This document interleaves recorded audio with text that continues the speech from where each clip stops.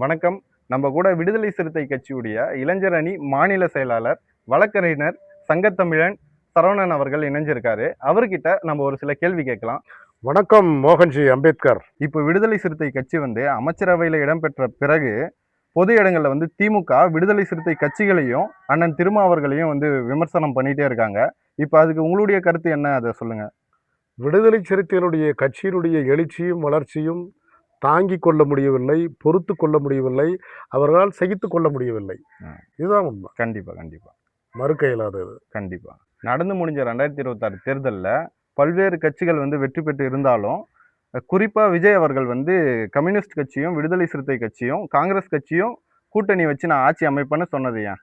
நடந்து முடிந்த 2026 சட்டமன்ற தேர்தலில் பல்வேறு கட்சிகள் நீங்கள் கூறியது போல் வெற்றி பெற்றிருந்தாலும் கூட, குறிப்பாக விஜய் அவர்கள் காங்கிரஸ் கம்யூனிஸ்ட் விடுதலை சிறுத்தைகள் மட்டும் அழைத்ததற்கு காரணம் என்னவென்று நீங்கள் கேட்கிற கேள்வி ஒரு சரியான கேள்விதான்.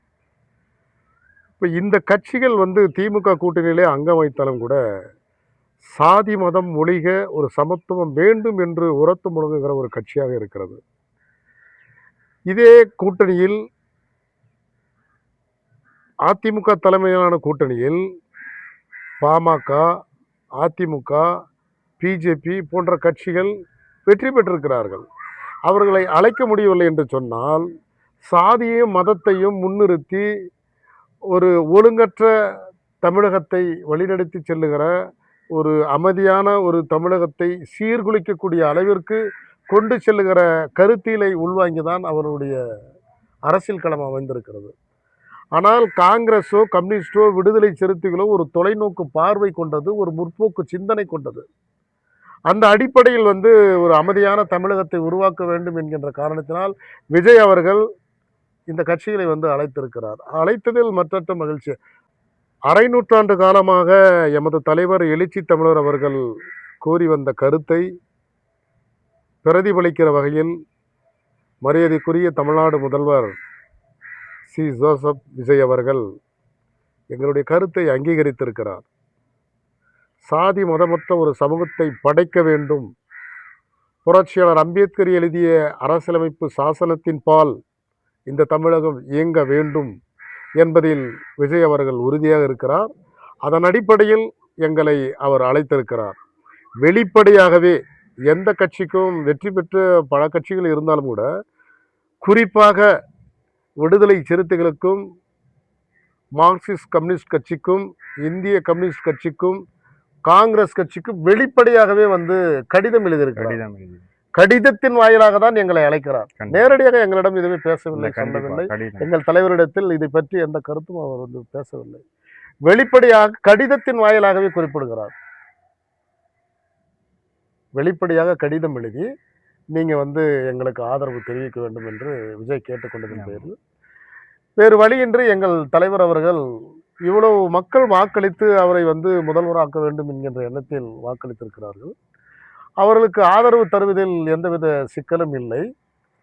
குறிப்பாக பிற கட்சிகள் காங்கிரஸ் கம்யூனிஸ்ட் கட்சிகள் தன்னுடைய வெளிப்படையான ஆதரவை தெரிவிச்சிட்டாங்க. நாங்கள் கொஞ்சம் தெரிவிக்கிறதுக்கு கால அவகாசங்களை எடுத்துக்கணும். ஏனென்றால் நாங்கள் ஒரு கூட்டணியில் வெற்றி பெற்றிருக்கிறோம். திமுக தலைமையிலான கூட்டணியில் அங்க வைத்திருக்கிறோம். அந்த கூட்டணியில் வெற்றி பெற்றிருக்கிறோம்.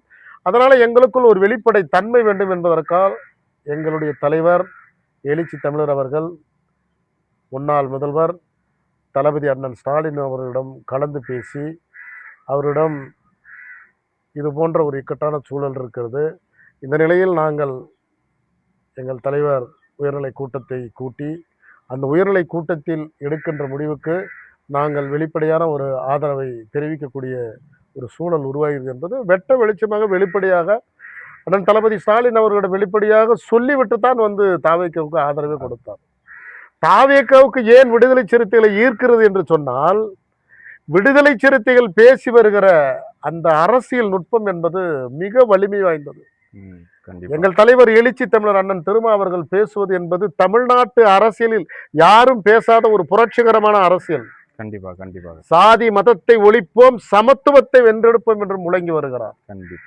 அப்படிப்பட்ட கருத்தியலை உள்வாங்கியதனால்தான் விஜய் அவர்கள் எங்களை அழைக்கிறார். கண்டிப்பா நாங்கள் பேசுகிற அரசியல் அவருக்கு பிடித்திருக்கிறது. கண்டிப்பா நாங்கள் பேசி வந்த புரட்சியாளர் அம்பேத்கரின் கொள்கையும் பகுத்தறிவு பகலவன் தந்தை பெரியாருடைய கருத்தையும் அவர் உள்வாங்கி இருக்கிறார். கண்டிப்பா. அதனால் எங்களுக்குள் ஒரு உடன்பாடு ஏற்படுகிறது, எங்களுக்குள் கருத்து ஒற்றுமை வலிமையாகிறது. அந்த அடிப்படையில் தான் தாவேகா எங்களை அழைத்திருக்கிறது, அழைத்தும் எங்களை அமைச்சராக்கி அழகு பார்த்திருக்கிறது. அதற்காக எங்கள் எழுச்சி தமிழர் எடுத்த முயற்சி என்பது அளப்பரிய பங்கு. எங்கள் தலைவரின் அரை நூற்றாண்டு கால தியாகத்தால் உருவான இந்த அமைச்சரவையில் நாங்கள் இடம்பெற்று இருப்போம் என்பது பெரும் மகிழ்ச்சியை தருகிறது. எங்கள் ஒடுக்கப்பட்ட உழைக்கும் மக்களுக்காக இந்த அமைச்சரவையில் இடம்பெற்றிருப்பது எப்பொழுதும் கண்டிராத ஒரு பெரும் மகிழ்ச்சி. ஒரு சாதாரண ஒரு அம்பேத்கரிய இயக்கமாக தோன்றி இன்று அமைச்சரவையில் இடம்பெறுகிற அளவில் நாங்கள் நின்றிருக்கிறோம் என்று சொன்னால் அது எங்கள் தலைவர் தியாகத்தின் அர்ப்பணிப்பால் உருவான அமைச்சரவை தான் என்று சொல்ல முடியும். கண்டிப்பா. அதில் எங்களுக்கு எந்த மாற்று கருத்து இல்லை. முதல் முறையாக விடுதலை சிறுத்தை கட்சி உறுப்பினர்கள் அமைச்சரவையில் இடம்பெற்றிருக்காங்க. அது உங்களுக்கும் உங்கள் கட்சி சார்பாகவும் அண்ணன் திருமாவர்களுக்கும் எந்த அளவுக்கு மகிழ்ச்சி வந்து தந்திருக்கு? இது பெரும் மகிழ்ச்சி. இது ஒரு சாதாரண மகிழ்ச்சியாகவே கருத முடியாது. ஏனென்று சொன்னால் 12 காலமாய் தமிழக அரசியலில் எங்கள் தலைவர் பேசி வருவது ஆட்சியிலும் பங்கு, அதிகாரத்திலும் பங்கு, சேரி மக்களுக்கு வேண்டும், குறிப்பாக விடுதலை சிறுத்தைகளுக்கும் ஒடுக்கப்பட்ட உழைக்கிற மக்களுக்கும் வேண்டும் என்று தொடர்ந்து அவர் பல்வேறு இடங்களில் குரல் எழுப்பி வருகிறார். அதன் ஊடாக இன்று ஒரு சாதாரண ஒரு சக மனிதன், விடுதலை சிறுத்தையினுடைய ஒரு அடிப்படை தொண்டனாக இருந்த அருமை அண்ணன் வன்னியரசு அவர்கள் இன்று சமூக நீதித்துறையினுடைய அமைச்சராக இருக்கிறார்.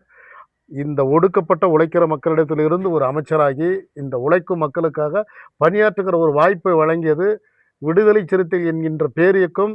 அதுவும் குறிப்பாக எங்களது தலைவர் எழுச்சி தமிழர் அண்ணன் திருமாவின் அரை நூற்றாண்டு கால தியாகத்தால் விளைந்தது, உருவானது என்றுதான் சொல்ல முடியும். இதில் எங்களுக்கு பெரும் மற்றற்ற மகிழ்ச்சியை தருகிறது. விஜய் அவர்கள் முதலமைச்சர் ஆன பிறகு அண்ணன் திருமாவர்களை பார்க்க வந்து போனாரு. அவர் போறதுக்கு கொஞ்ச நேரத்துக்கு முன்னாடி ஒரு சோஃபா ஒன்று அண்ணன் திருமாவர்களுடைய ஆஃபீஸ்க்கு வந்து போச்சு. இப்போ உதயநிதி ஸ்டாலின் தொடர்ந்து சொல்ற பாயிண்ட் என்னன்னா, அவர் சோஃபா மூலியமா பணத்தை வந்து அமிச்சாரு, அதனால தான் வந்து கூட்டணி வச்சாங்க அப்படின்ற மாதிரி ஒரு கருத்தை வந்து சொல்றாரு. அதை பத்தி உங்களுடைய கருத்து என்னன்னு சொல்லிட்டு சொல்றீங்களா? உதயநிதி ஸ்டாலின் சட்டமன்றத்தில் பேசுறாங்க, சொல்றீங்க அதே சோஃபா தான். ஏங்க அன்னைக்கு இருந்த சூழல் எங்களுடைய கட்சிக்காரர் இப்போ எங்களுடைய அம்பேத்கர் திடலுக்கு அமர்வதற்கு கூட நாற்காலி இல்லாத ஒரு சூழல் எங்களுடைய அலுவலகத்தில். அந்த இடத்துல எங்களுடைய கட்சிக்காரர் ஒருத்தர் ஸ்பான்சர் பண்ணினாரு. அன்னைக்கு இருக்கிற சூழலுக்கு அந்த சோஃபா வந்தது அதுதானே தவிர அவர் சொல்கிற சோஃபா எங்களுக்கு தெரியாது. அது அந்த சோஃபா என்னன்னு அவர் உள்ளார்ந்த ஒரு அர்த்தத்தோட சொல்றாருங்களா, அந்த சோஃபாவுக்கு எங்களுக்கு சம்பந்தம் இல்லை. அதுதான் அந்த புஷ்பா படத்துல சோஃபா மூலியமா பணத்தை கொடுத்து அனுப்புவாங்க, அது மாதிரின்ட்டு அவர் சொல்றாரு. புஷ்பா பட பாணியில் அரசியல், அந்த சோஃபாவுக்கும் எங்களுக்கும் சம்பந்தம் இல்லை. அது எங்களுக்கு அதுக்கு சம்பந்தம் இல்ல. மக்களுக்கும் அவங்க அப்படி சொல்ல மக்களுக்கு அப்படி இருக்குமான்னு சொல்லிட்டு தோணுது. இப்ப நீங்க சொன்னது மூலியமா மக்களுக்கு ஒரு புரிதல் கிடைக்கும். அதனாலதான் அமர்வதற்கு எங்களுக்கு நாற்காலி இல்லை. எங்க கட்சி தோழர் ஸ்பான்சர் பண்ணி வந்த சோஃபா அது. அவர் சொல்ற சோஃபாவுக்கும் எங்களுக்கு சம்பந்தம் இல்லை. இப்போ வரைக்கும் விடுதலை சிறுத்தை தாவேகாக்கு ஆதரவு கொடுக்குறாங்க. இந்த கூட்டணி தொடருமா? நிச்சயமாக தொடரும். எங்கள் தலைவர் பல்வேறு இடங்களில் சொல்லியிருக்கிறாரு. தாவேகா தலைவர் விஜய் அவர்கள் துணிச்சலுடனும் தன்னம்பிக்கையுடனும் தைரியமாக தொடர்ந்து அவர் இந்த களத்தில் களமாட வேண்டும். அவருடைய ஆட்சி என்பது 5 ஆண்டு காலம் முழுமையாக விடுதலை சிறுத்தைகளுடைய ஒத்துழைப்பு, விடுதலை சிறுத்தைகளுடைய பங்களிப்பு எப்பொழுதும் இருக்கும். 5 ஆண்டு நிறைவேறுவதிலும் நிச்சயமாக இருக்கும் என்று உறுதிப்பட கூறியிருக்கிறார். அதில் எந்த விதமான மாற்று கருத்தும் கிடையாது.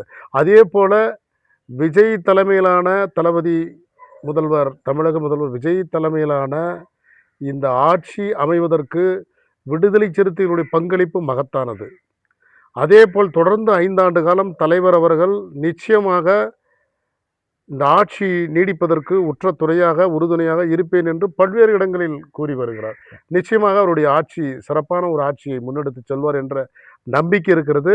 அதே போன்று தாவேகாவினுடைய ஆட்சி அதிகாரம் அதிகாரம் என்கின்ற அந்த தேரை ஆடாமல் அசையாமல் இழுத்து சென்று கொண்டிருக்கிறார் விஜய் அவர்கள்.